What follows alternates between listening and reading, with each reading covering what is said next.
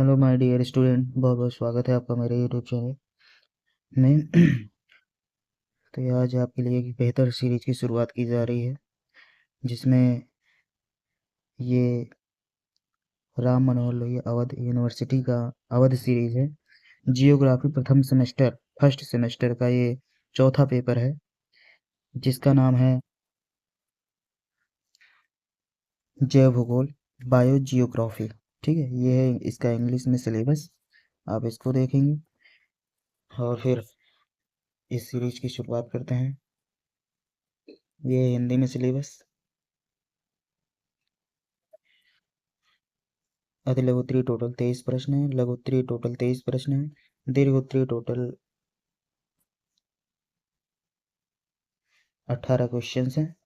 और हम स्टार्ट करते हैं, आज शुरुआत करते हैं अति लघुत्तरीय प्रश्न से। ठीक है,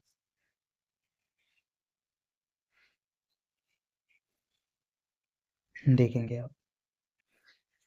अति लघुत्तरीय प्रश्न, जैव भूगोल की प्रमुख शाखा। प्रथम प्रश्न है, देखिए, जैव भूगोल के विस्तृत अध्ययन क्षेत्र तथा आधुनिक काल में इसके तीव्र विकास को देखते हुए मिलर ने इसे 6 प्रमुख शाखाओं में विभक्त किया। प्राणी भूगोल, वनस्पतिक भूगोल, भू औषधि, भौतिक मानव शास्त्र, मृदा विज्ञान, जैव जलवायु विज्ञान। बस इतना ही आप लिख सकते हैं। इसके आगे भी लिख सकते हैं, जैसे इनमें से 2 शाखाएं वनस्पति भूगोल या पादप भूगोल एवं प्राणी भूगोल ही अधिक विकसित हुई। अधिकांश विद्वानों ने जैव भूगोल को 2 शाखाओं में ही विभक्त किया है, पादप भूगोल एवं प्राणी भूगोल।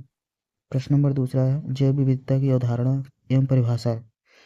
जैव विविधता शब्द का सर्वप्रथम प्रयोग वाल्टर जी रोलेन द्वारा सन 1986 में किया गया। जैव विविधता शब्द जीवी विविधता का संक्षिप्त रूप है।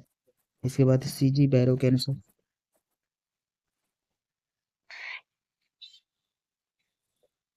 किसी निश्चित क्षेत्र की प्रत्येक प्रजाति में जननिक विषमता के साथ विभिन्न प्रजातियों की विविधता को जैव विविधता कहते हैं। संयुक्त राष्ट्र संघ पर्यावरण कार्यक्रम के अनुसार जैव विविधता किसी भी प्रदेश में जैव प्रजातियों तथा पारिस्थितिक तंत्रों का समग्र रूप है। प्रश्न नंबर 3 है, जैव विविधता का अर्थ बताइए।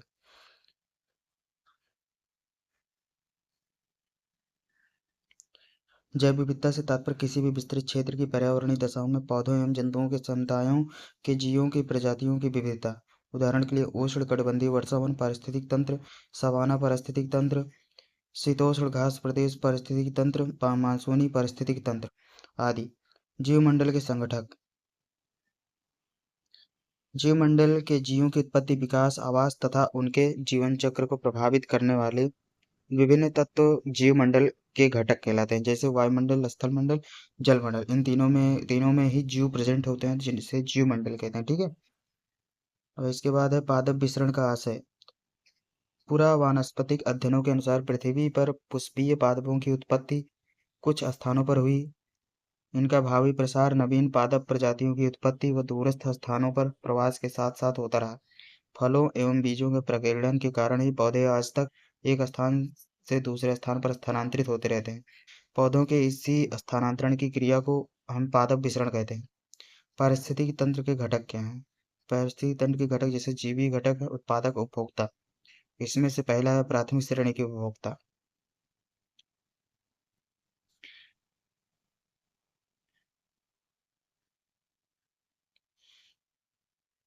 जीवी घटक के हैं प्राथमिक श्रेणी के उपभोक्ता, द्वितीय श्रेणी के उपभोक्ता, तृतीय श्रेणी के उपभोक्ता और उच्च मांसाहारी। और अपघटनकर्ता तीसरा है। और अजीवी घटक हैं अकार्बनिक पदार्थ, कार्बनिक पदार्थ, भौतिक पदार्थ। ठीक है, प्रश्न नंबर 7 है, प्राथमिक अनुक्रम। इसके अंतर्गत ऐसे क्षेत्रों में वनस्पति समुदाय के विकास को सम्मिलित करते हैं जहाँ पहले किसी भी प्रकार के पौधे का विकास नहीं हुआ है। इसमें नवीन लावा प्रवाह के निक्षेप, हिमाच्छादित क्षेत्रों में हिम के पिघलने से अनावृत भूभाग, जलराशियों के शुष्क हो जाने पर बचा तल, सागरीय तली के उन्मज्जन से नवनिर्मित द्वीप, नवीन बालुका स्तूप, बाढ़ निर्मित नवीन मैदान निर्माण विध्वंस एवं व खनन कार्यों से बने मलबे के ढेर, नवीन बांध, नहर आदि के इसके उदाहरण हैं। इसके बाद है मृदा निर्माण के प्रमुख कारक। पृथ्वी का ऊपरी भाग मृदा कहलाती है। इसका निर्माण चट्टानों के अपक्षय तथा अपरदन के फलस्वरूप प्रोफाइल के विकास के रूप में होता है, जिसके पीछे दो प्रमुख कारक हैं। अभौतिक अपक्षय, इस विधि में बड़ी बड़ी भौतिक चट्टान छोटे छोटे टुकड़ों में टूटकर अंत में सूक्ष्म कणों में बदल जाती है। रासायनिक अपक्षय, भौतिक अपक्षय के साथ साथ अथवा बाद में सूक्ष्म कणों का रासायनिक अपक्षय होता है, जिसके फलस्वरूप खनिज लवणों के जटिल कण बनते हैं। प्रश्न नंबर 9, उष्णकटिबंधीय पर्णवन का महत्व। जैव विविधता उष्णकटिबंधीय पर्णवन में सबसे समृद्ध है, क्योंकि इसमें स्थलीय स्पीशीज निरंतर जीवित एवं प्राचीन समुदाय से संबंधित जीवों में पर्यावरण अनुकूलन की प्रवृत्ति, गर्म एवं उच्च आर्द्रता, नाशक जीवों एवं परजीवियों की संख्या की अधिकता, पादपों में बहिर्संकरण की ऊंची दर, ऊर्जा प्राप्ति में अधिकता आदि है। अनुकूल परिस्थितियों के कारण प्राणियों, जीव जंतुओं एवं वनस्पतियों का इतना अधिक विकास हुआ है कि इसे जैव विविधता का भंडार कहा जाता है। पारिस्थितिकी निकेतन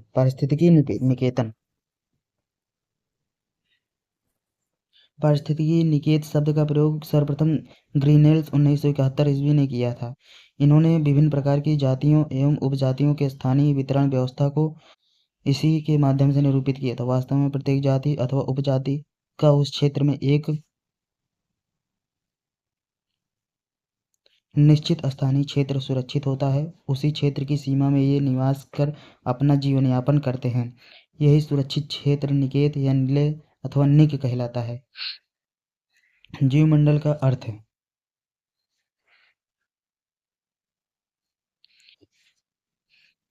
जीवमंडल सामान्य रूप से पृथ्वी की सतह के चारों ओर व्याप्त आवरण है, जिसके अंतर्गत पौधों तथा जंतुओं का जीवन बिना किसी रक्षक साधन के संभव होता है। एच स्टाहलर के अनुसार पृथ्वी के समस्त जीवित जीव तथा वह पर्यावरण जिनसे इन जीवों की पारस्परिक क्रिया होती है, मिलकर जीवमंडल की रचना करते हैं। ऊर्जा प्रवाह का स्तर। पारिस्थितिकी तंत्र में ऊर्जा 3 रूपों में उपलब्ध है। सूर्य की विकिरण ऊर्जा के रूप में, जैविक समुदायों समस्त जीव जंतुओं के जीव द्रव्य के विभिन्न सरल या जटिल कार्बनिक अणुओं में रासायनिक बंध ऊर्जा के रूप में, कोशिकीय श्वसन या मृत कार्बनिक पदार्थों के अपघटन द्वारा मुक्त हुई ऊष्मीय ऊर्जा के रूप में। प्रश्न नंबर 3 है, 13 है, सामान्य रूप से शैलों के विघटन एवं वियोजन से प्राप्त ढीले असंगठित भू पदार्थों को मृदा कहते हैं। जे.एस. जोफे के अनुसार मिट्टियाँ जंतु खनिज एवं जैविक पदार्थों से निर्मित प्राकृतिक वस्तु होती हैं, जिनमें विभिन्न मोटाई के विभिन्न मंडल संस्तर होते हैं। जैविक अनुक्रमण। अनुक्रम या सक्सेशन शब्द मूलतः लैटिन भाषा के सक्सेसियो से बना है, जिसका अभिप्राय है दूसरे की जगह आना। किसी पारिस्थितिकी तंत्र में जीवों के एक समुदाय के दूसरे समुदाय द्वारा प्रतिस्थापन का पारिस्थितिक अनुक्रमण कहते हैं। प्रश्न नंबर 15, जीव भूगोल की परिभाषा दीजिए। जीव भूगोल के अनेक विद्वानों ने परिभाषित किया है, जिनमें प्रमुख निम्न हैं। डडले स्टाम्प के शब्दों में या स्टाम्प के शब्दों में बोल सकते हैं, जैव भूगोल सजीवों, प्राणियों तथा वनस्पतियों के भौगोलिक वितरण का विज्ञान है। F.J. मोंकहाउस के अनुसार जैव भूगोल वनस्पति एवं जंतुओं के भौगोलिक पक्षों विशेषता युक्ति संगत वितरण के संदर्भ में अध्ययन है। H.R. मिल के अनुसार जैव भूगोल जंतुओं और वनस्पतियों के वितरण का विज्ञान है। पारिस्थितिकी पर्यटन, जो जीवी समुदायों से ना तो प्रत्यक्ष रूप से प्राप्त होते हैं और ना ही उनका सीधे तौर पर उपयोग किया जा सकता है, यथा दृश्यावलोकन, पक्षियों का अवलोकन, जंतुओं का अवलोकन, इन्हें सम्मिलित रूप से पारिस्थितिकी पर्यटन कहते हैं।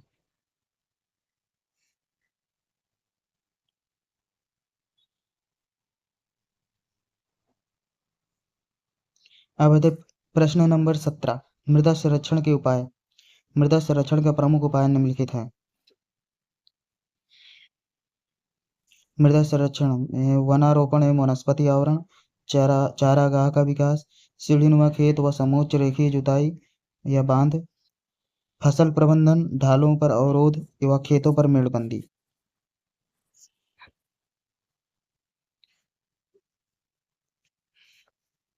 प्रश्न नंबर 18, जैव स्वर्ग, जिसके अंतर्गत मौलिक पर्यावरण के स्थानों को सम्मिलित किया जाता है। उदाहरण के लिए ऐसे वन्य क्षेत्र जो मनुष्य द्वारा न्यूनतम प्रभावित हुए हों, ऐसे वन्य क्षेत्रों को जैवस्की कहते हैं। ठीक है। प्रश्न नंबर 19, उष्णकटिबंधीय झाड़ी वन। विरल वनस्पति, उच्च तापमान तथा जल की कमी जैसे कठोर दशाओं के कारण यहाँ जीव जंतु विरल हैं। यहाँ ऐसे जीव पाए जाते हैं जो इन शुष्क दशाओं में स्वयं को समायोजित कर सकें। यहाँ सामान्यतः कूदने वाले व दौड़ने वाले दौड़ने वाले छोटे छोटे जंतु अधिक मिलते हैं। काला हिरण, खरहा, कैराकल, जंगली मुर्गा, लोमड़ी, भेड़िया, सियार, अनेक प्रकार की छिपकलियाँ, गैजल, रेगिस्तानी बिल्ली, ससक, चूहे, सर्प, सेह जिसको स्याही बोलते हैं आदि पाए जाते हैं। मृदा जीव अर्थ, मृदा में उपस्थित सभी जीवधारी पौधे व जंतु मृदा जीव कहलाते हैं। इनके अंतर्गत मुख्य रूप से जीवाणु, कवक, शैवाल, केंचुए, घोंघे, न नेमेटोड्स में निमेटोड्स जिसको बोलते हैं, मेढक व अन्य सूक्ष्म जीव, कीड़े आदि आते हैं। ये सभी मृदा के निर्माण में, मृदा संरचना संरचना के परिवर्तन में, मृदा को उपजाऊ बनाने में, हुमस निर्माण आदि क्रियाओं में भाग लेते हैं। मृदा अपरदन,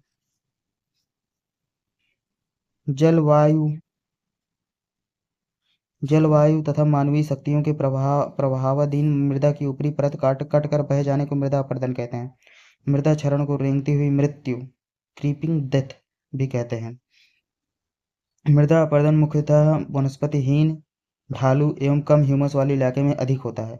यदि मिट्टी नष्ट हो जाए या उसमें पौष्टिक पदार्थों की कमी आ जाए तो वह कृषि और वनस्पति की दृष्टि से सदा के लिए बेकार हो जाती है। यही कारण है कि मिट्टी को पुनर्नवीन न होने वाला संसाधन, नॉन रिन्यूएबल रिसोर्सेस कहा जाता है। मृदा परिच्छेदिका, भूसतह के तथा नीचे स्थित आधार सेल की ऊपरी भाग के मध्य स्थित समस्त मृदा मंडल के लंबवत स्तरों को सामूहिक रूप से मृदा परिच्छेदिका, सॉइल प्रोफाइल कहते हैं। स्पष्ट है कि मृदा की परिच्छेदिका मृदा के संगठकों को लंबवत वितरण का प्रतिनिधित्व करती है। मृदा के संगठकों में जीवित जीव, वनस्पति तथा जंतु एवं जैविक पदार्थ, अजैविक खनिज, मृदा घोल तथा मृदा वायुमंडल के घटक आदि प्रमुख हैं। पारिस्थितिकी तंत्र, पारिस्थितिकी इकोलॉजी वह सामान्य रूप से वह विज्ञान है जो एक तरफ सभी जीवों तथा उनके भौतिक पर्यावरण में तथा दूसरी तरफ विभिन्न जीवों में परस्पर अभिक्रियाशील तथा परस्पर संबद्ध अंतर संबंधों का अध्ययन करता है। Ecology is, in a very simple term, is a science that studies the interdependent, mutually reactive and interconnected relationship between the organism and their physical environment on the one hand and among the organism on the other hand। अर्थात पारिस्थितिकी वह विज्ञान है जिसके अंतर्गत समस्त जीवों तथा भौतिक पर्यावरण के मध्य अंतर संबंधों एवं विभिन्न जीवों के मध्य पारस्परिक अंतर संबंधों का अध्ययन किया जाता है। अब आता है हमारा लघु उत्तरीय प्रश्न। पारिस्थितिकी की अवधारणाओं को स्पष्ट कीजिए। अभी जस्ट इसके पीछे जो परिभाषा पढ़ाई गई है वही है परिभाषा, ठीक है। आप इसको पेज को सबसे बढ़िया इसका एक है शब्द का आविष्कार जो इकोलॉजी वो अर्नेस्ट हैकेल ने किया था, ये याद रहना चाहिए। बाकी ये पूरा पैराग्राफ आप पढ़ेंगे, ठीक है। इस पैराग्राफ को आप पढ़ लेंगे या फिर वही ऊपर वाला जो अति लघु उत्तरी का जो एक्सप्लेनेशन है वही लिख देंगे, वही काम हो जाएगा। अब इसको पढ़ने के बाद हम ले चलते हैं आपको नेक्स्ट पेज पे क्या है, ठीक है। देखते हैं यही सब चीज़ें हैं, इसको पढ़ लेंगे आप, इस पैराग्राफ को पढ़ेंगे।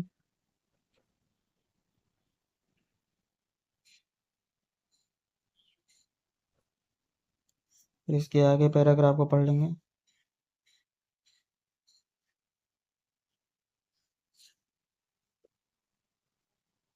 पेज को पॉज करें, वीडियो को पॉज करें, उसके बाद इसे पढ़ लें, ठीक है। अब आगे चलते हैं, फिर इस पैराग्राफ को भी पढ़ लेंगे।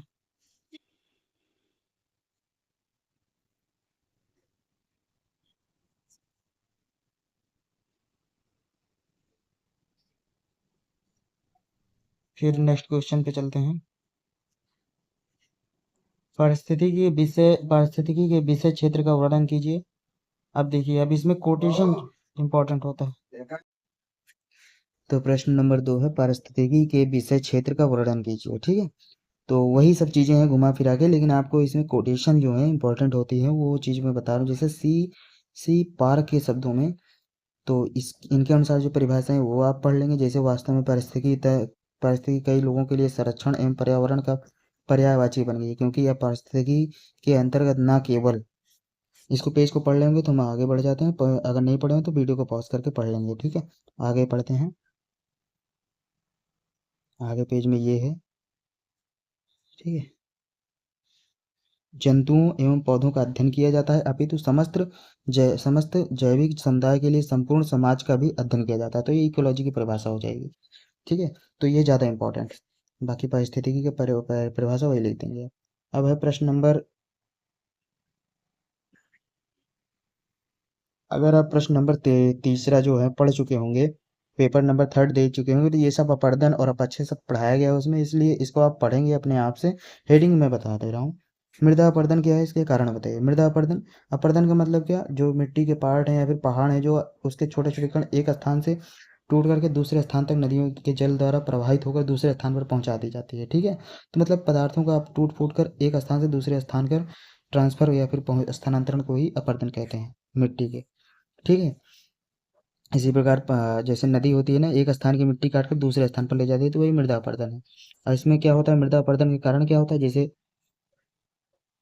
वनों का नष्ट होना, मूसलाधार वर्षा, भूमि का ढाल, अत्यधिक पशुचारण, वायु, ठीक है। और ये आप पेज पूरा पढ़ लेंगे आप। इसके बाद फिर आगे चलते हैं, वीडियो को पॉज करें और पढ़ें इसको। अब आगे चलते हैं। फिर ये देखिए वायु, नदी, ये भी आप पढ़ लेंगे, ठीक है। इसको पढ़ने के बाद वीडियो को पॉज करें और पढ़ें इसे जल्दी से, ताकि अभी पढ़ेंगे तो जल्दी हो जाएगा, ठीक है। अब आगे चलते हैं। ये देखिए, फिर मानवीय क्रियाएं, मानवीय क्रियाएं भी होती हैं,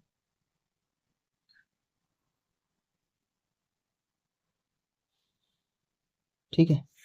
फिर अब अगला प्रश्न है, जैव विविधता से होने वाले लाभ का वर्णन।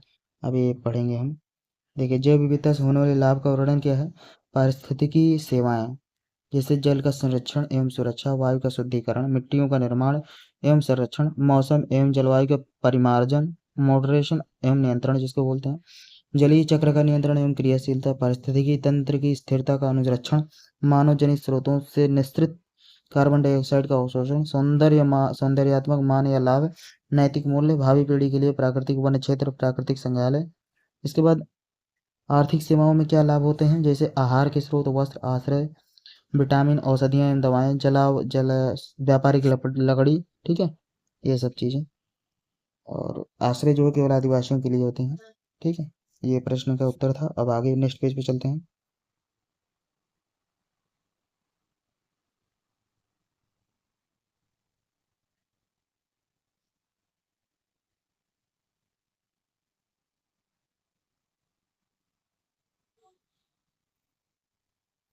ये भी है, स्पोर्ट की सामग्री, पर्यटन, औद्योगिक कच्चा पदार्थ, जननिक भंडार, ठीक है।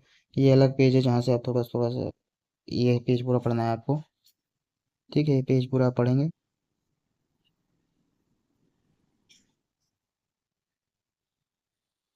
इतने में आपका आंसर कंप्लीट हो जाएगा। अब नेक्स्ट क्वेश्चन पे चलते हैं, मृदा संरक्षण संरचना से आप क्या समझते हैं, ठीक है। मृदा संरचना से आप क्या समझते हैं, मृदा के एकाकी कणों के पिंड के रूप में समूहन को मृदा की संरचना कहा जाता है। इतना परिभाषा पर्याप्त है, ठीक है। इससे ज़्यादा नहीं लिखना है। इसके बाद मृदा की संरचनात्मक इकाई है, यहाँ से जो पहला पॉइंट है, मृदा की संरचनात्मक इकाइयाँ मृदा की वायु तथा जल धारण करने की क्षमता का प्रदर्शन करती है। मृदा में जैविक तथा खनिज तत्वों को प्रदर्शित करती है। मृदा की संरचना मृदा में जल के क्षैतिज तथा लंबवत संचलन को निर्धारित एवं नियंत्रित करती है। मृदा की संरचना मिट्टियों के अपरदन की प्रकृति तथा उसकी मात्रा को निर्धारित करती है। मिट्टियों की जुताई तथा पौधों की वृद्धि के लिए मिट्टियों की क्षमता का निर्धारण की भी मृदा की संरचना द्वारा होता है, ठीक है। आप ये पूरा पैराग्राफ पढ़ लेंगे और ये भी पढ़ लेंगे इसके नीचे वाला, ठीक है। जिसे मिट्टियों के कणों के प्राकृतिक एकाकी समूहों या पिंडों के पेड़ कहते हैं। मिट्टियों की जुताई के कारण उनके से प्राप्त कणों के समूहों या पिंडों को क्लाइड ढेला कहते हैं। पेड़ के आकार, विस्तार एवं स्थायित्व मृदा की संरचना के प्रमुख गुण होते हैं, ठीक है। अब आगे चलते हैं, आप ये पूरा पेज पढ़ लेंगे, पूरा पैराग्राफ पढ़ लेंगे, ठीक है। अब नेक्स्ट प्रश्न क्या है, जैव विविधता ह्रास के कारण का संक्षिप्त वर्णन कीजिए।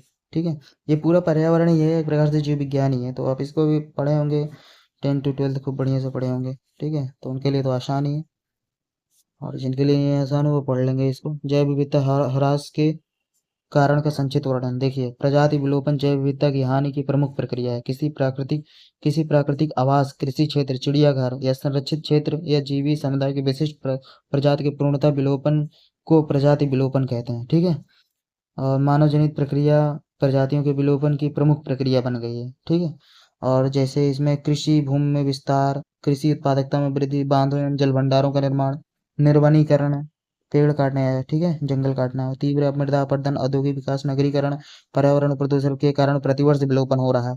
इतना आंसर इसका पर्याप्त है। ठीक है, और जब आज ज्यादा पढ़ना हो तो इसको पूरा पैराग्राफ आप पढ़ लेंगे। और जैव विविधता ह्रास के कारण क्या है, वही मानव द्वारा प्रजातियों के विलोपन के कारण जैव विविधता का सामूहिक विनाश हो सकता है। ठीक है, जो ये ऊपर कृषि भूमि में विस्तार, ये सब चीजें जो प्रक्रिया, यही ह्रास के इसके कारण है जैव विविधता के। ठीक है, इतना ही लिख देंगे, इनफ है, बाकी पढ़ना है तो पढ़ लेंगे आप। मैं पेज अवेलेबल करा दे रहा हूँ, ये देखिए, ये पूरा पढ़ लेंगे। फिर जैव विविधता ह्रास के अभिनव प्रवृत्ति की विवेचना कीजिए। ठीक है, यही सब चीजें हैं, फिर से आप इसको भी फिर पढ़ सकते हैं। जैव विविधता ह्रास के अभिनव प्रवृत्ति की विवेचना, जैसे आवास की क्षति, प्रजातियों की आवश्यकता से अधिक विद्यमान प्रदूषण, बाहरी प्रजातियों का प्रवेश तथा विस्तार, जैसे बंगाल का वाटर हयासिन या जलकुंभी, भूमंडलीय उष्मन के कारण जल जनित जलवायु परिवर्तन। ठीक है, ये भी जैव विविधता ह्रास के प्रमुख कारण है। और भी देख लेते हैं हम इसके नीचे, इस पैराग्राफ को भी पूरा पढ़ लेंगे आप। इसको रिपोर्ट, जैव विविधता ह्रास में जो रिपोर्ट आती है, जैसे जैव विविधता स्तर 2010 में रिपोर्ट आती है, विश्व संरक्षण संघ रिपोर्ट 2010 में आई थी। ठीक है, और बाकी ये सब कगार पे हैं, कितना आप परसेंटेज अपने आप से बना कर भी लिख सकते हैं, कितने क्या पक्षियों की परसेंटेज 12%। इसी तरह और सब हैं, उनका भी लिख सकते हैं आप। ठीक है, वीडियो को पॉज करें और पढ़ लेंगे इसको। अब आगे चलते हैं। संक्रमण मंडल से आप क्या समझते हैं? देखिए, संक्रमण मंडल की प्रमुख भूमिका विकास कार्य से संबंधित होती है। शोधकर्ताओं, प्रबंधकों तथा स्थानीय लोगों के बीच परस्पर सहयोग होना चाहिए ताकि संसाधनों का विकास एवं नियोजन को प्रभावी बना सके। इस तरह स्पष्ट हो जाता है कि संक्रमण मंडल का प्रमुख कार्य होता है पर्यावरण एवं विकास में घनिष्ठ संबंध स्थापित करना। यही है संक्रमण मंडल। ठीक है, या फिर संक्रमण मंडल, यहाँ जहाँ चूंकि है, जहाँ से अंडरलाइन फिर से है, चूंकि इस संक्रमण मंडल का प्रबंधन कई प्रशासनिक अधिकारियों द्वारा होता है, अतः प्रबंधन एवं विकासीय कार्यक्रमों के लिए इनमें समुचित परस्पर सहयोग की होना आवश्यक है। ठीक है, इसे पढ़ लेंगे पूरा आप। ट्रांजिशन जोन, ये क्वेश्चन आता है। ठीक है, इसको पढ़ लेंगे तो हम प्रश्न नंबर 9 पे चलते हैं। जैव विविधता के विभिन्न स्तरों की विवेचना कीजिए। जैसे जैव विविधता के विभिन्न स्तर, जैसे जेनेटिक विविधता, प्रजाति, जैसे हम जेनेटिकली सब मनुष्य एक दूसरे से विभिन्न है, ये विविधता ही तो है, मानव की विविधता है।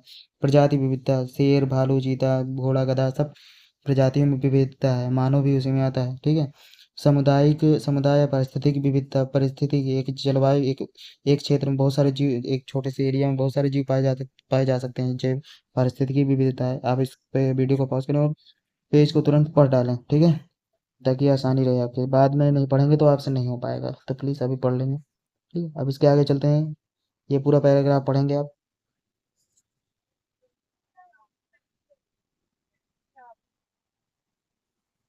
और आगे चलते हैं। पादप विसरण में मनुष्य की भूमिका का वर्णन कीजिए। देखिए, पादप विसरण में मनुष्य की भूमिका, मानव ने जानबूझकर पौधों की नई प्रजातियों, यहाँ जहाँ से अंडरलाइन किया वहीं से पढ़ना इंपॉर्टेंट। ठीक है, मानव ने जानबूझकर पौधों की नई प्रजातियों का अप्राकृतिक चयन द्वारा सृजन किया तथा विभिन्न प्रकार के पौधों में क्रॉस परागण द्वारा नई प्रजातियों का निर्माण किया है तथा वानस्पतिक संजनन को बढ़ावा दिया है, जिसको वेजिटेटिव प्रोपेगेशन कहते हैं, को बढ़ावा दिया है। इससे इससे इनसे इसने नए पर्यावरण वाले आवासों का निर्माण करके नई प्रजातियों का विकास किया। मानव ने विभिन्न विधियों द्वारा पादपों के विसरण एवं वनस्पतिक संसर्जन को प्रभावित किया, यही है पादप विसरण। ठीक है, और देखिए, जैसे अपने विध्वंसक कार्यों द्वारा वनों का विनाश, कृषि के लिए वनों का विनाश, वनों को जलाना, विविध निर्माण, नई प्रकार की वनस्पतियों का आविष्कार तथा उनकी स्थापना द्वारा पौधों को उनके मौलिक स्थान से हटाकर अन्य स्थानों में रोपण करना, ये तो सबसे बड़ा विसरण है पादप का। ठीक है, इसे पढ़ लेंगे आप, दो और हैं। इसके बाद हम आते हैं अपना अलग क्वेश्चन है। प्रश्न नंबर 11, पौधों के वितरण पर प्रकाश डालिए। अच्छा, पौधों के वितरण कैसे, किस प्रकार के पौधे होते हैं? जैसे धरातल पर वनस्पतियों के वितरण में पर्याप्त असमानता पाई जाती है। भूमध्य रेखा से ध्रुवों तक तथा सागर तल से उच्च पर्वतों तक पादपों के वितरण में कटिबंधीय मंडलीय प्रतिरूप पाया जाता है। पादपों के वितरण पर जलवायु कारकों, मृदा संबंधी कारक, जैविक कारक, ठीक है, इन सब का भौतिक कारक, इन सब का बहुत ज्यादा प्रभाव पड़ता है। ठीक है, इसको पढ़ लेंगे आप पेज को। इसके बाद आते हैं नेक्स्ट पेज पे।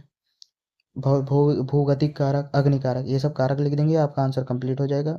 और लिखना है तो इसको आप पूरा पढ़ लीजिए आंसर, ठीक है।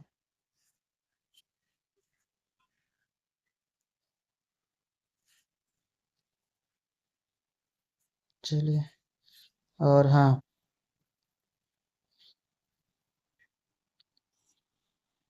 ये जो प्रश्न था, उष्णकटिबंधीय पादप, टुंड्रा वनस्पति, ठीक है, शीतोष्ण शीतोष्ण समशीतोष्ण, ये सब जो वनस्पति पाई जाती हैं वो सब पौधों के वितरण ही है, ठीक है, सुने होंगे आप। इसके बाद टुंड्रा बायोम का संक्षिप्त वर्णन कीजिए। टुंड्रा मतलब अधिक ऊंचाई पर पाई जाने वाली वनस्पतियां हैं, जैसे जिसमें इसमें बहुत सारी ऊंचाई पर हिमालय पर पाई जाती हैं, वो सब टुंड्रा चीज़ों जो हिमालय पर पाई जाती हैं, जैसे छोटी छोटी बहुत नुकीले पेड़ पौधे पाए जाते हैं, उनका भी आप इसको पढ़ लेंगे, क्योंकि पढ़ने में टाइम जाएगा। और फिर यार मैं सोच रहा हूँ कि मैं पढ़ ही लेता हूँ लोगों। टुंड्रा वायु में दीर्घ शीतकाल एवं हिमाच्छादन के कारण पौधों की वृद्धि के लिए बहुत कम अवधि मिल पाती है। जहाँ अस्थायी तुषार भूमि पाई जाती, तुषार मतलब क्या, ठंडी हवाएं, ठीक है। तुषार ठंडी या फिर ठंडी जगह है, जिसके अंतर्गत मृदा काफी गहराई तक हिम मंडित रहती है। ग्रीष्म काल में हिम के पिघलने पर वनस्पति की तीव्र वृद्धि वृद्धि होती है। कुछ ही सप्ताह में संपूर्ण प्रदेश छोटे छोटे पुष्पीय पादपों से ढक जाता है। टुंड्रा की स्थिति दक्षिण में वृक्ष रेखा के उत्तरी सीमा और उत्तर में अस्थायी हिम के ध्रुवीय क्षेत्रों के मध्य है। अतः यहाँ वृक्षों का अभाव है। वनस्पति लघु लघु झाड़ियों एवं पौधों, छोटे छोटे पौधों के रूप में ही पाई जाती हैं। टुंड्रा जीवों में वनस्पति की दृष्टि के दो क्षेत्र हैं। दक्षिणी भाग में टैगा की सीमा पर अत्यंत बौने आकार के एल्डर, विलो, बर्च आदि वृक्ष पाए जाते हैं, जिनकी ऊंचाई 1 मीटर से अधिक नहीं होती। ठीक है, ये प्रायः सुवाहित तथा बर्फीली हवाओं से सुरक्षित गर्तों में उगते हैं। बौने पौधों की सीमा पर विस्तृत क्षेत्रों में मांस, लाइकेन, सेज व छोटे छोटे पुष्पीय पादप उगते हैं। इनमें से अधिकांश की ऊंचाई 20 सेंटीमीटर से कम होती है। शीतकाल प्रारंभ होने पर ये पौधे नष्ट हो जाते हैं।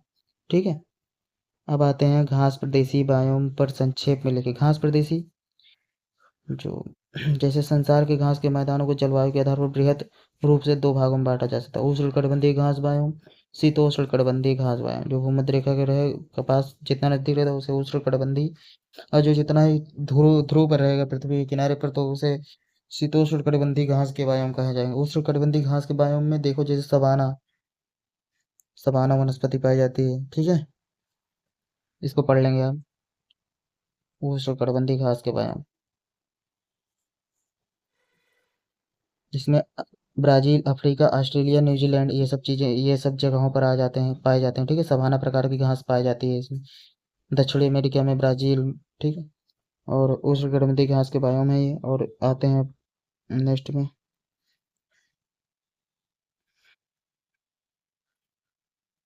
फिर है शीतोष्ण घास प्रदेश के बायोम, जैसे स्टेपी और प्रेरी में बांटा गया है। ये कहाँ पाए जाते हैं, स्टेपी और प्रेरी? इसमें 10 से 20 मीटर ऊंची घासों का चटाईनुमा आवरण पाया जाता है। ठीक है, और इसमें ये अर्जेंटीना, यूरोप में स्टेपी पाई जाती है, अमेरिका में प्रेरी पाई जाती है, अर्जेंटीना में पंपाज पाया जाता है, दक्षिण अफ्रीका में बिल्ड पाया जाता है, ऑस्ट्रेलिया में डाउन्स के नाम से भी जाना जाता है। ठीक है, बस इतना ही आपको पढ़ना है। अगर पूरा पढ़ना है तो इसको एक बार रीडिंग कर लेंगे आप।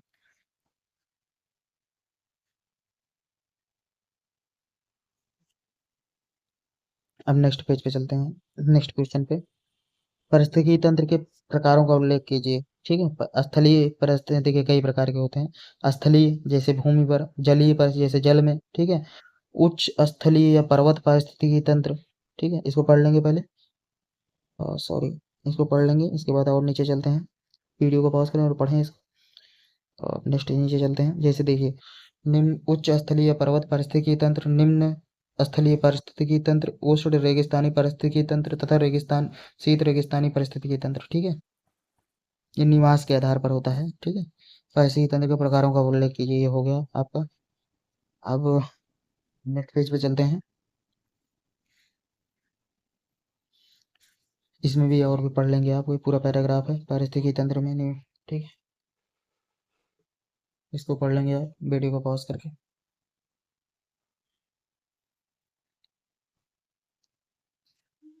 अब प्रश्न नंबर 15 देखिए, उष्णकटिबंधीय पर्णपाती वनों में मानव हस्तक्षेप के प्रभावों का उल्लेख कीजिए।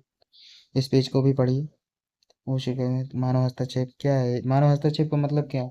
चरागाह अत्यधिक पशुचारण करवाता है, ठीक है, वनों को काट लेता है, ठीक है, कृषि क्षेत्र का विस्तार कर देता है, जिससे ढेर ढेर सारे पेड़ पौधे कट जाते हैं, नष्ट हो जाते हैं, पर्यावरण प्रदूषण होता है, पारिस्थितिकी तंत्र डिस्टर्ब हो जाता है।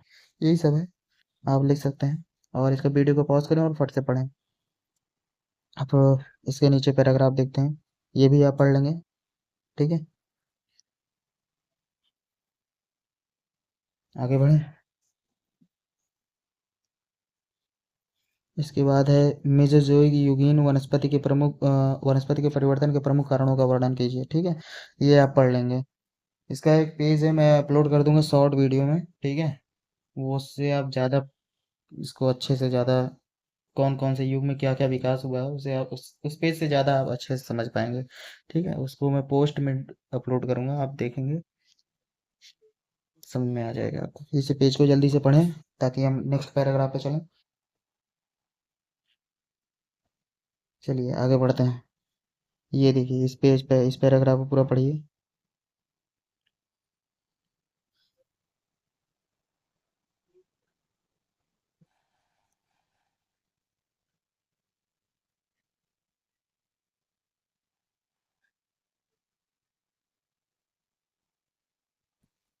और प्रश्न नंबर 17, मिट्टी के संरक्षण क्यों आवश्यक है? मृदा की संरक्षण की विधियों का उल्लेख कीजिए। अच्छा, मृदा का संरक्षण क्यों आवश्यक है? ताकि वो उसकी उर्वरा शक्ति बनी रहे और अन्न का उत्पादन लगातार होता रहे ना। ठीक है, ये भी तो एक कारण है। और मिट्टी का संरक्षण जब करेंगे यार, तभी तो उसमें से पानी छन के नीचे जाएगा, भूमिगत जल इकट्ठा होगा, तभी तो शुद्ध पीने के लिए शुद्ध पानी मिलेगा। ठीक है, हमेशा मशीन से थोड़ी इस्तेमाल करें, हमेशा आरओ थोड़ी उपलब्ध रहेगा। तो ये सब चीज़ें। फिर भी मृदा संरक्षण मैं एक बार पढ़ देता हूँ। मृदा से दीर्घकालिक दृष्टिकोण से अधिकतम लाभ प्राप्त करने के लिए मिट्टी या मृदा का संरक्षण आवश्यक है। मृदा संरक्षण का उद्देश्य मिट्टी को उसके स्थान पर कायम रखना और मजबूती के साथ मृदा क्षरण को रोकना ही मृदा की उर्वरता एवं अन्य तत्वों की अभिवृद्धि होती रहे। ठीक है, ये है डॉक्टर गोरे, इनको याद रखेंगे। अब नेक्स्ट पेज पे चलते हैं। देखिए, मिट्टी के संरक्षण में क्या क्या होता है, जैसे बांध बनाना, वृक्षारोपण करना, अनियंत्रित पशुचारण को रोकना, कृषि प्रणाली में परिवर्तन करते रहना, फसलों का चक्रण करते रहना। ठीक है, और इस पेज को पूरा पॉज करें और पढ़ें ताकि नेक्स्ट पैराग्राफ में जाए हम लोग। ठीक है, चलते हैं। ये देखिए, फसलों का चक्रण करना, थोड़े समय में उगने वाली फसलों को पैदा करना, स्थानांतरणशील कृषि पर नियंत्रण रखना, अनालिकाओं को भरना, ढालों पर समोच्च रेखीय जुताई करना, सीढ़ीदार खेत बनाना, पवन द्वारा मिट्टी के उड़ने को रोकने के लिए अवरोध लगाना। ठीक है, मृदा प्रदूषण से रक्षा करना, मृदा संसाधन का विवेकपूर्ण उपयोग करके। ठीक है, ये सब चीजें मृदा संरक्षण के उपाय हैं, पढ़ लेंगे आप। अब इसको पढ़ ले हो तो हम नेक्स्ट क्वेश्चन को देखते हैं। भारत के प्राणी भौगोलिक प्रदेश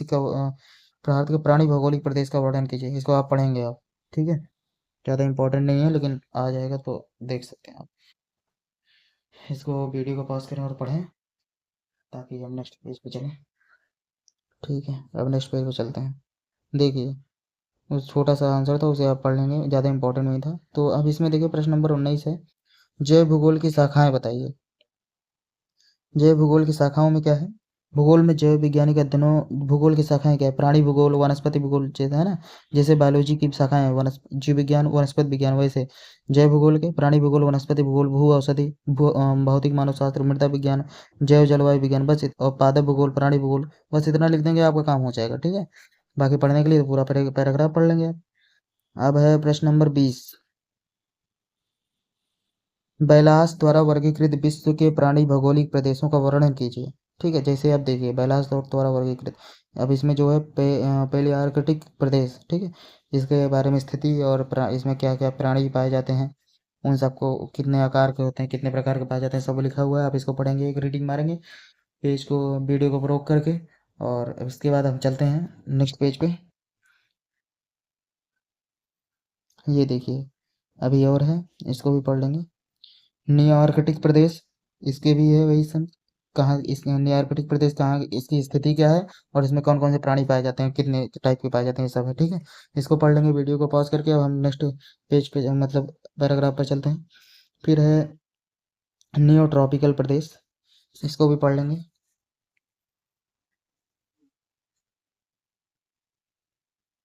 ठीक है।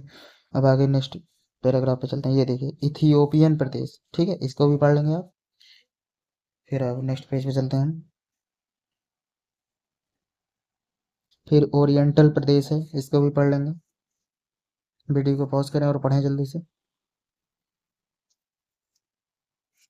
फिर नेक्स्ट पेज पे चलते हैं ऑस्ट्रेलियन प्रदेश, इसको भी पढ़ेंगे आप।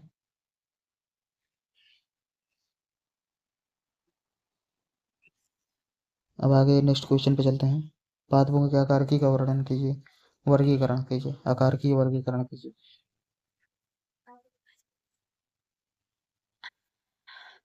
इसको पहले पढ़ेंगे आप, पूरा बायोलॉजी है ये, ठीक है, वनस्पति विज्ञान ही है।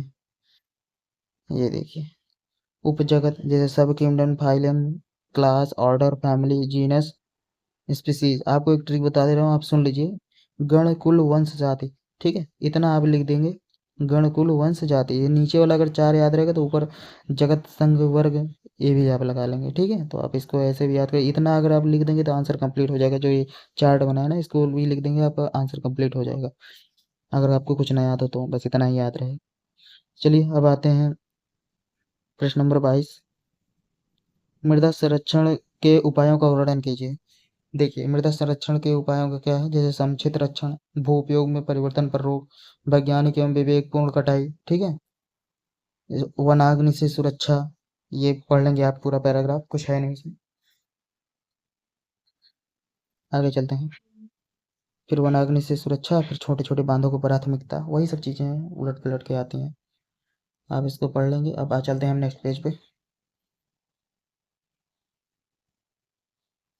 फिर वन क्षेत्र का विस्तार, फिर वन क्षेत्र में खनन निर्माण पर रोक, वन क्षेत्र पर, वन क्षेत्र में खनन व निर्माण पर रोक करके, ठीक है।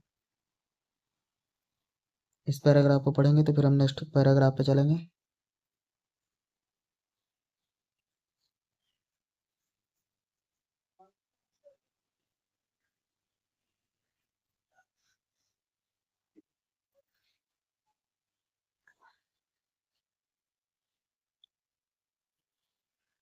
ये पैराग्राफ पढ़ लेंगे, जैसे हानिकारक कीटों से बचाव, ईंधन के वैकल्पिक स्रोत, सामाजिक वानिकी व कृषि वानिकी पढ़ लेंगे, फिर जन चेतना जागरूकता, ठीक है, ये सब चीजें।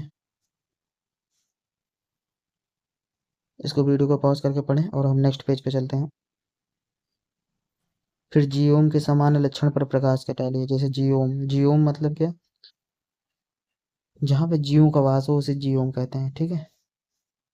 जैसे प्रत्येक जीओम या बायोम में पौधे तथा प्राणी साथ साथ सामंजस्यपूर्ण अवस्था में रहते हैं, ठीक है। पौधे और प्राणी का एक संगम होता है, ठीक है, उसे जीओम कहते हैं। अब इसे पढ़ लेंगे इस पैराग्राफ को। अब नेक्स्ट पैराग्राफ पे चलते हैं हम। देखिए इस पैराग्राफ में तो पूरा लघु उत्तरीय प्रश्न ही समाप्त हो गया हमारा। और अब हम दीर्घ उत्तरीय प्रश्न देखते हैं, ठीक है।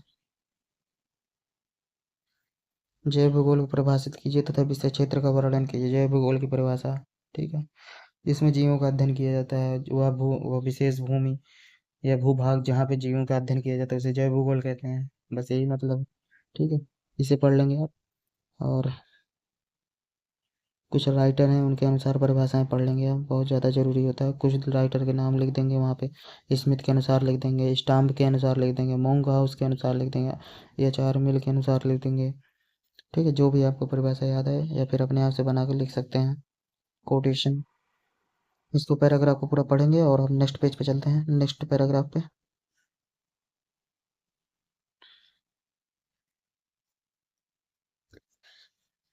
जैव भूगोल में सजीवों का अध्ययन किया जाता है ना, विषय क्षेत्र, वनस्पति का अध्ययन किया जाता है, ये पूरा पैराग्राफ पढ़ेंगे। फिर हम नेक्स्ट पेज पे चलेंगे, नेक्स्ट पैराग्राफ में, ठीक है। आगे चलते हैं। देखिए सजीवों के अध्ययन में क्या क्या सब कुछ अध्ययन कर लिया जाता है।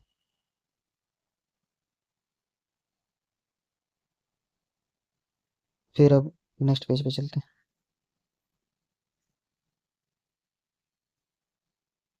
ठीक है, ये पूरा पैराग्राफ पढ़ेंगे। भौगोलिक वितरण, वर्ग की कारण और प्रभाव सब पढ़ेंगे आप।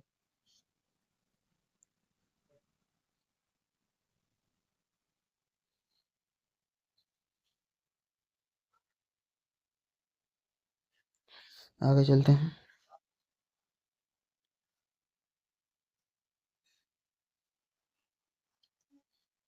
देखिए, पर्यावरण, प्राणी, पादप, पादप प्राणी, यही सब पूरा एक जाल नुमा बना रहता है संरचना।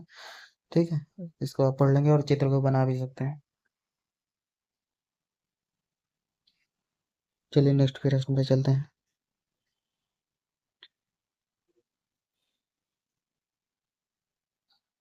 देखिए, पारिस्थितिकी तंत्र भी आता है, पूरा भूगोल आता है, पूरा मतलब प्राचीन, जैव विविधता, पर्यावरण संरक्षण, जो पैराग्राफ पढ़ेंगे आप।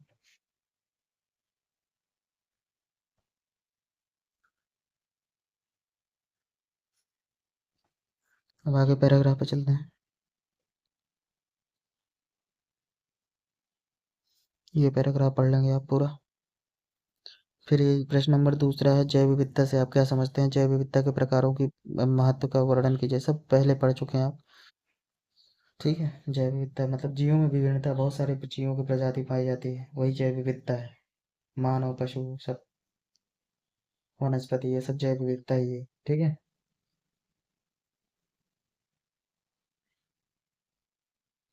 चलिए नेक्स्ट पेज पे चलते हैं। इस सबको पढ़ लेंगे आप। ये इस पैराग्राफ को पढ़ेंगे। जैव विविधता के प्रकार, जैसे स्थानीय जैव विविधता, जैसे किसी भी स्थान में मिलने वाले प्राणी एवं पादपों की संख्या एवं विविधता को स्थानीय जैव विविधता कहते हैं। फिर राष्ट्रीय जैव विविधता, विश्व स्तर पर किसी एक ही जीव में पाए जाने, सम्मिलित होते हुए भी विभिन्न राष्ट्रों की जैव विविधता में अंतर पाया जाता है। जैसे ऑस्ट्रेलिया में कंगारू पाया जाता है, भारत में नहीं पाया जाता। ठीक है, न्यूजीलैंड में कीवी पाया जाता है, चाइना में पांडा पाया जाता है, ये सब चीजें। ठीक है, अब आगे चलते हैं। इसको पूरा पढ़ लेंगे। वैश्विक जैव विविधता, जैव विविधता के महत्व एवं आवश्यकता भी पढ़ लेंगे।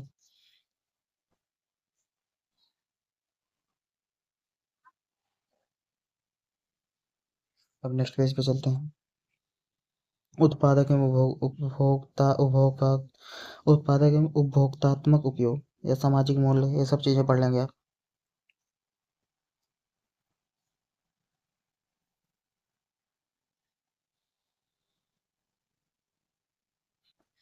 अब आगे चलते हैं। नीतिपरक मूल्य, ये भी पढ़ लेंगे। फिर प्रश्न नंबर 3 है, भारत में वन्य जीव के संरक्षण एवं उपाय का वर्णन कीजिए। भारत में जैव विविधता और वन संरक्षण, वन का संरक्षण, ये भी पढ़ लेंगे आप। सब पढ़ा हुआ है। पेड़ों को अधिक से अधिक लगाना सबसे बढ़िया। ठीक है, वनों की कटाई ना करना, कृषि क्षेत्र का विस्तार कम ही करना, जितना उपयोगी है उतना ही करना। इसके बाद फिर आते हैं नेक्स्ट पेज पे, ये पढ़ लेंगे आप। ठीक,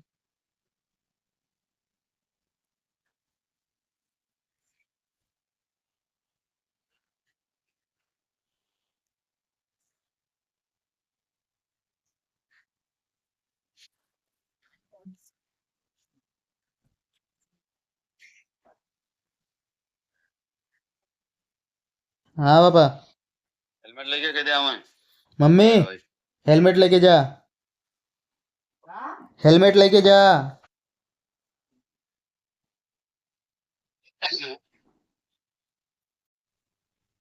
तो आप इस क्वेश्चन को पढ़ेंगे पूरा, ये पैराग्राफ पढ़ लेंगे आप। ठीक है, और पढ़ लीजिए, फिर हम इसको नेक्स्ट पेज पे, नेक्स्ट पैराग्राफ पे चलते हैं। चले, फिर ये पैराग्राफ पढ़िए पूरा। ठीक है, वन्य जीव प्रबंधन के उपाय।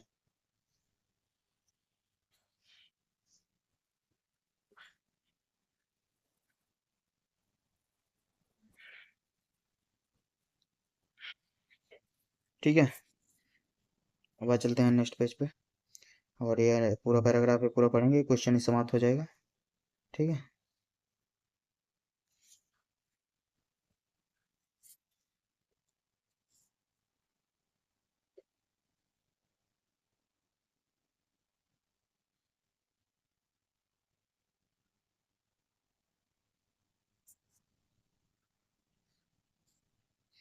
चलते हैं हम नेक्स्ट प्रश्न पे। क्या है? प्रश्न नंबर 4 है, पौधों के विकास एवं वृद्धि के का विस्तृत वर्णन कीजिए। देखिए,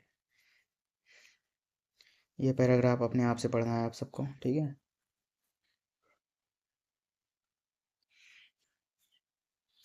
वीडियो को पॉज करें और पढ़ें जल्दी से। और अब नेक्स्ट पेज पे चलते हैं।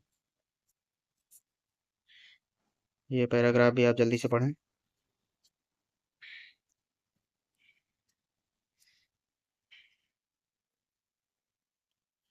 और नेक्स्ट पैराग्राफ पे चलते हैं। ठीक है, ये पढ़ें पूरा पैराग्राफ। और इसमें प्रश्न नंबर 5 भी आ गया है। ठीक है, प्रश्न नंबर 5 क्या है? पृथ्वी पर प्राणियों के उद्भव एवं विकास की व्याख्या कीजिए। ठीक है, पूरा कहानी है, पढ़ लेंगे आप। ठीक है, अब नेक्स्ट पेज पे चलते हैं। ये पूरी कहानी है, पढ़ लेंगे आप इसको। प्रागजीवी, पुराजीवी कल्प। ठीक है,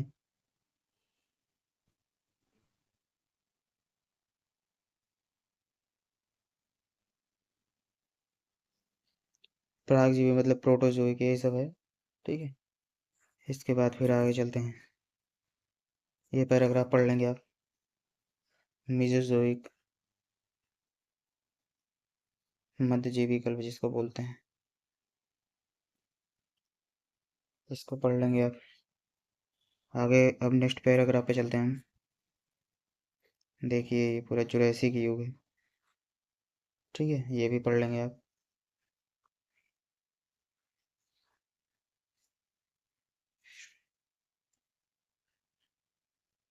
फिर नीचे चलते हैं दूसरे पैराग्राफ में जिसमें नियोजोइक कल्प है, नियोजोइक पीरियड, उसे भी पढ़ लेंगे आप।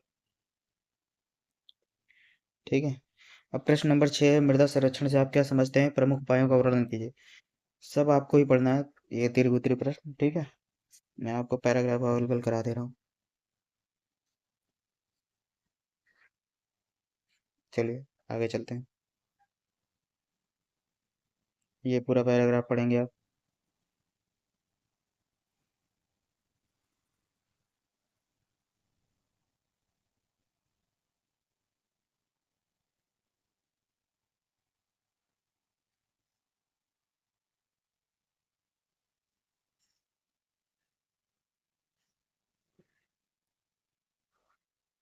ठीक है, अब दूसरे पैराग्राफ में चल,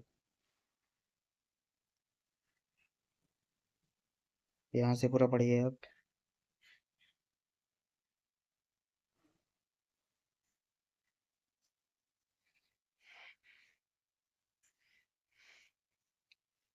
ठीक है, अब आगे पेज पे चलते हैं। यहाँ पे खत्म हो जाता है वो प्रश्न का आंसर। अब प्रश्न नंबर 7 है, मृदा परिच्छेदिका एवं मृदा संस्तर से आप क्या समझते हैं? बहुत अच्छा, इंपॉर्टेंट है। ये सब पहले से पढ़ चुके हैं। मृदा परिच्छेदिका आया था, ठीक है, आप उसको पढ़ लेंगे। देखिए, एक बार पढ़ ही देता हूँ। मृदा परिच्छेद केवल ओनली डेफिनेशन, भू सतह तथा नीचे स्थित आधार शैल के ऊपरी भाग के मध्य स्थित समस्त मृदा मंडल के लंबवत स्तरों को सामूहिक रूप से मृदा परिच्छेदिका, सॉइल प्रोफाइल कहते हैं। ठीक है, इसके बाद है फिर आगे चलते हैं। ये भी पूरा पढ़ लेंगे आप।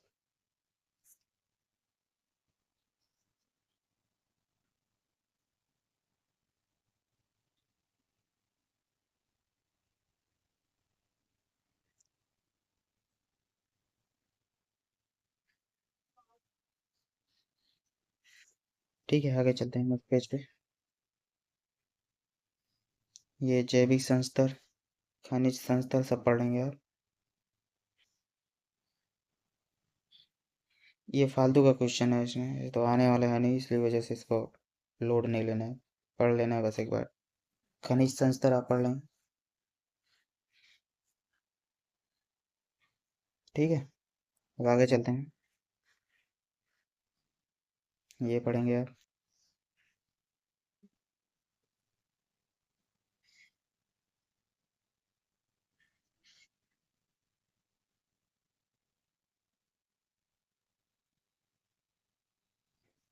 फिर आगे चल के ये शीतोष्ण घास प्रदेश व्यायाम से आप क्या समझते हैं? स्थिति एवं विस्तार का वर्णन कीजिए। ठीक है, दक्षिण अमेरिका का पंपाज है ये सब, जैसे ये सब पाए जाते हैं।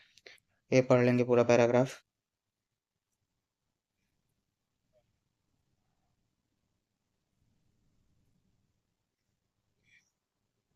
ठीक है, अब आगे चलते हैं। दक्षिण अमेरिका का पंपाज पढ़ लेंगे पूरा। ठीक है, शीतोष्ण घास प्रदेश के वनस्पतियां हैं।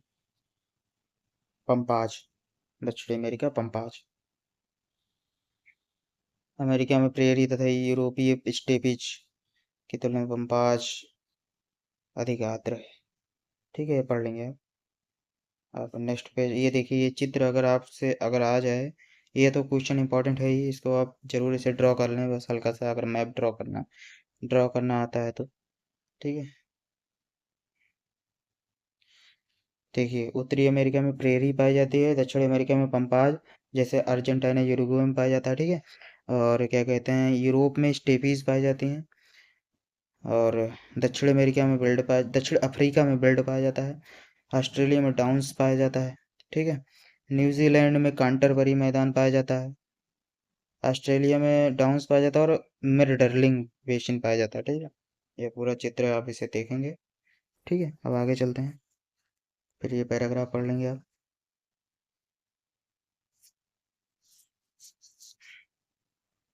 फिर अब नेक्स्ट पेज पे चलते हैं। ये पूरा पढ़ने के बाद अब आ जाता है मानसूनी पर्णपाती वन समुदाय की जलवायु एवं पादप एवं जंतु समुदाय संरचना का उल्लेख कीजिए। ठीक है, आपके पास सारा मौजूद है, आप पढ़ लेंगे इसको। अब आगे चलते हैं, इसमें कुछ चित्र है वो भी देख लेते हैं। देखिए, ये चित्र है, और इसमें जलवायु पाई जाती है, कहाँ कहाँ क्या जलवायु पाई जाती है सबके बारे में लिखा है, आप इसको पढ़ लेंगे। ठीक है, और आगे चलते हैं नेक्स्ट पेज पे। ये पैराग्राफ आप पढ़ लेंगे, तुरंत से तुरंत पढ़ें।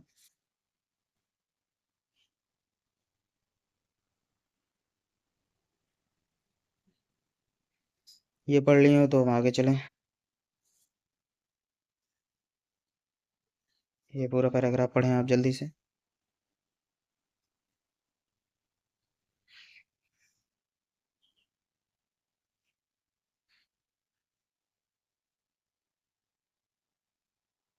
ठीक है, अब आगे पेज पे चलते हैं। जंतु समुदाय, इसको पढ़ने के बाद पूरा आंसर ही समाप्त हो जाता है आपका। ये पढ़ लेंगे आप जल्दी से, और फिर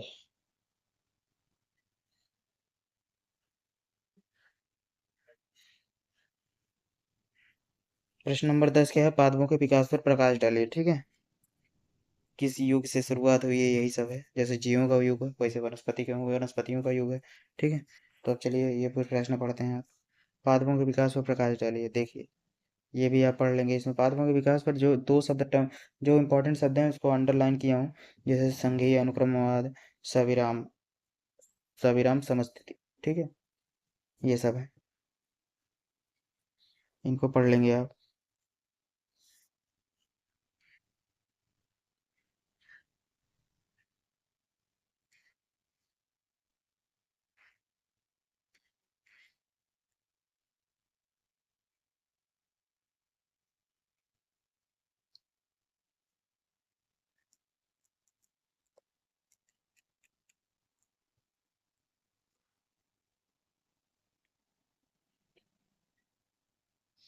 ठीक है, अब आगे पेज पे चलते हैं।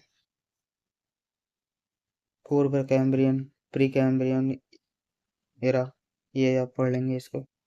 फिर सिल्यूरियन, फिर डियोनियन, ऐसे सब हैं, सबको पढ़ लेंगे आप। आप ये अगर युग ही याद करे रहेंगे, ये भी आप अगर पढ़ लेंगे याद रहे तो तब भी आपका काम हो सकता है। ठीक है, ये पूर्व कैम्ब्रियन, फिर सिल्यूरियन काल, इसको याद कर लें, पढ़ लेंगे। इसके बाद नेक्स्ट पैराग्राफ पे चलते हैं। फिर डियोनियन काल, फिर कार्बोनिफेरस काल, ये सब पढ़ लेंगे आप। ठीक है, और अब आगे चलते हैं नेक्स्ट पैराग्राफ पे। परमियन काल, फिर मेसोजोइक काल, ये सब पढ़ लेंगे आप।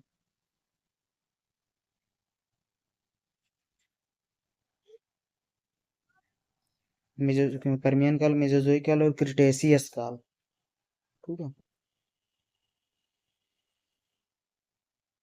ये पढ़ लेंगे। अब इसके बाद चलते हैं हम नेक्स्ट। फिर क्वार्टरनरी युग आ जाता है। ठीक है,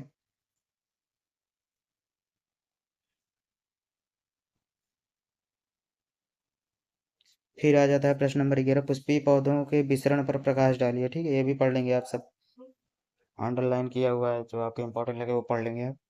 अब आगे पेज पे चलते हैं हम।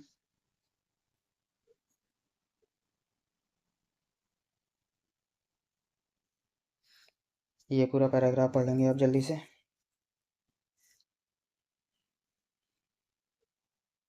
ठीक है, अब आगे चलते हैं।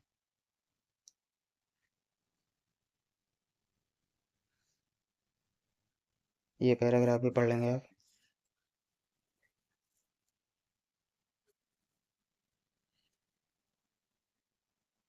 फिर आगे चलते हैं। ऊपर का पैराग्राफ पढ़ने के बाद प्रश्न नंबर 12 है, जंतुओं के विश्व वितरण को प्रभावित करने वाले वैश्विक कारकों का विस्तृत वर्णन कीजिए। ये सब पढ़ लेंगे आप, भौतिक कारक, ठीक है, रासायनिक कारक, सब वही सब चीज़ें हैं, मानव जनित कारक, सब कुछ वही है। आप इसको पढ़ेंगे, इस पैराग्राफ को पढ़ लिए हो तो आगे चलो। ठीक है, जैविक कारक, देखिए भौतिक कारक, जैविक कारक सब आ गया ना, जंतु परिस्थितिकी पहलू, ये सब है। आप सबको ये पूरा पैराग्राफ पढ़ लेना है। अब आगे आगे चलते हैं हम। ये पूरा पैराग्राफ पढ़ लेंगे। प्रवासी टिड्डी,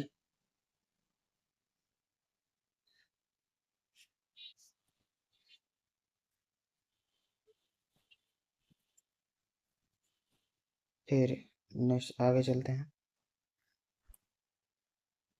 फिर स्थलीय जंतुओं का वितरण भी पढ़ लेंगे। इसका चित्र कुछ खास नहीं है, देख लेंगे आप। ठीक है, अब आगे चलते हैं। ये पैराग्राफ पढ़ लेंगे आप।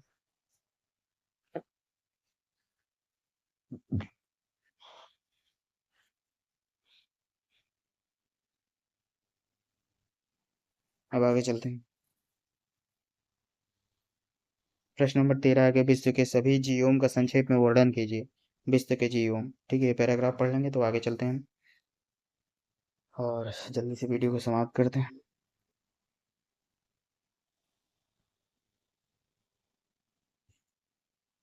ठीक है, ये पूरा जितने प्रकार के वन पाए जाते हैं, से उष्णकटिबंधीय वर्षावन, उष्णकटिबंधीय पर्णपाती वन, उष्णकटिबंधीय झाड़ी वन, उष्णकटिबंधीय घास भूमि एवं सवाना, और शीतोष्ण पर्णपाती एवं वर्षावन, बोरियल शंकुधारी वन, शीतोष्ण घास भूमि, चैपरल पर्वत, मिश्रित कटिबंध, तुंड्रा, मरुस्थल, ये सब। ठीक है, विभिन्न प्रकार के जीवोम हैं, इनको पढ़ लेंगे आप। फिर आ जाते हैं उष्णकटिबंधीय वर्षावन। ठीक है, इसका भी पढ़ लेंगे आप। ये सब हेडिंग जरूर है, लेकिन इनका अगर आएगा तो आप इसको पढ़े रहेंगे तो आपका अति लघुत्तरी लघुत्तरी भी सॉल्व हो जाएगा। ठीक है, इसको पढ़ लिए होंगे तो अब आगे चलते हैं नेक्स्ट पेज पे। और देखिए, ये देखिए कैसे, ये पढ़ लेंगे आप, पूरा पैराग्राफ पढ़ लेंगे। ठीक है,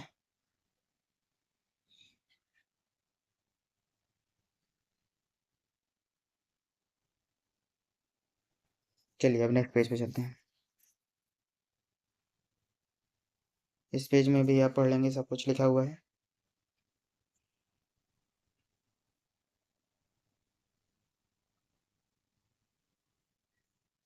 ठीक है, अब आगे चलते हैं। ये पूरा पैराग्राफ पढ़ें आप जल्दी से।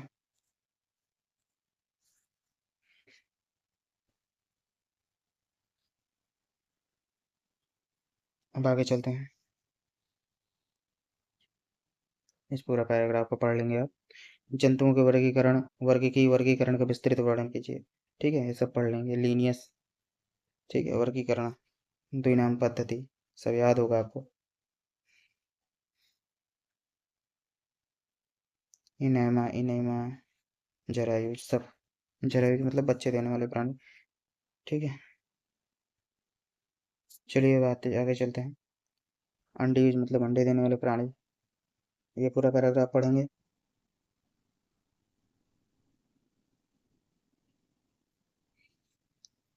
और इसको पढ़ने के बाद आपको ये पूरा जो मैंने बताया था चार्ट, ये याद रहना चाहिए। ठीक है, आपका आंसर, आपको कुछ भी नहीं याद हो तो यही याद है, जगत संघ वर्ग गण कुल वंश जाति। ठीक है, इतना याद रहेगा तो ट्रिक ही है ये, ज़्यादा उसमें कुछ नहीं। जगत संघ वर्ग गण कुल वंश जाति, इतना याद रहे काम हो जाएगा। ठीक है, अब आगे चलते हैं इस पर, ये पैराग्राफ पढ़ लेंगे।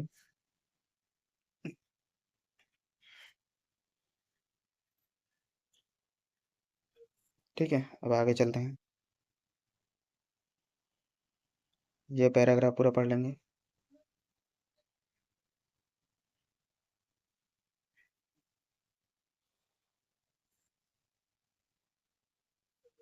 अब इसके आगे भी ये जो पैराग्राफ है वो भी पढ़ेंगे। अब आगे चलते हैं।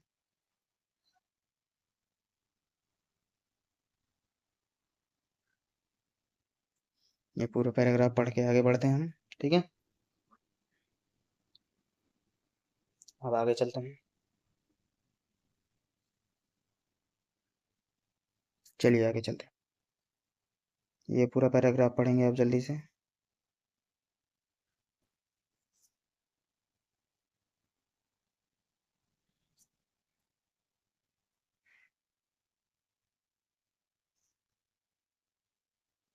ठीक है, अब आगे चलते हैं। प्रश्न नंबर 15 क्या है, जैविक रोध क्या कहते हैं? जैविक रोध क्या है, सब पढ़ लेंगे आप।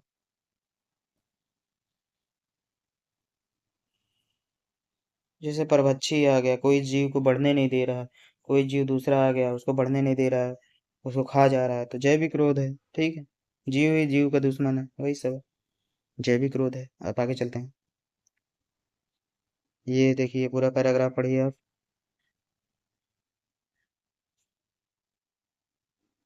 अब आगे चलते हैं,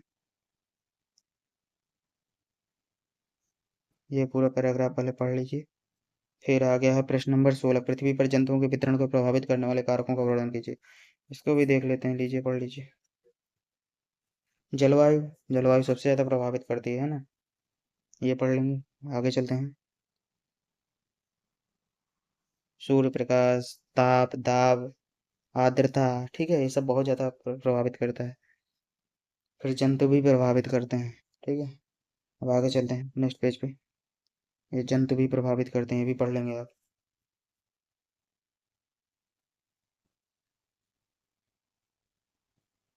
फिर ये पूरा कंप्लीट करेंगे।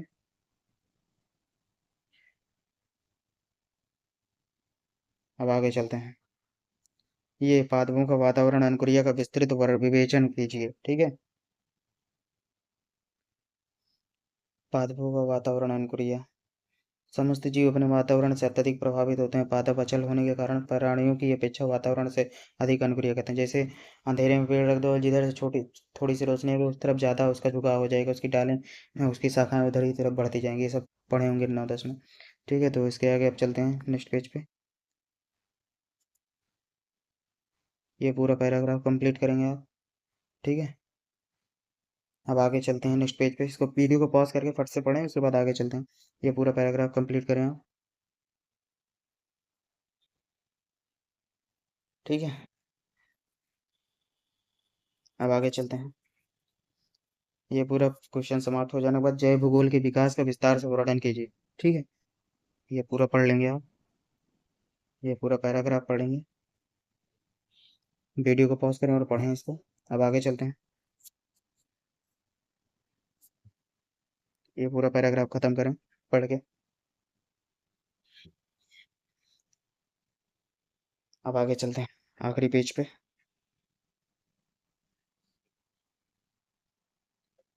ठीक है, ये पूरा पेज पढ़ें। वीडियो को पॉज करें और ये पेज पढ़ें तुरंत, और आगे चलते हैं, लास्ट पैराग्राफ है अब। फिर ये खत्म होता हुआ हमारा भूगोल। ठीक है, हमारा चौथा प्रश्न पत्र समाप्त होता है आज के बाद। तो ये समाप्त है सीरीज। आप सबके लिए बहुत बहुत धन्यवाद, और आगे के लिए वीडियो को लाइक शेयर सब्सक्राइब जरूर करें, और सब्सक्राइब करें जरूर, क्योंकि आप अगले सेमेस्टर में जाएंगे, उन सबका भी वीडियो इसी में अपलोड है। ठीक है, तो मिलते हैं जब आपका एग्ज़ाम होगा, तब तक के लिए बहुत बहुत धन्यवाद।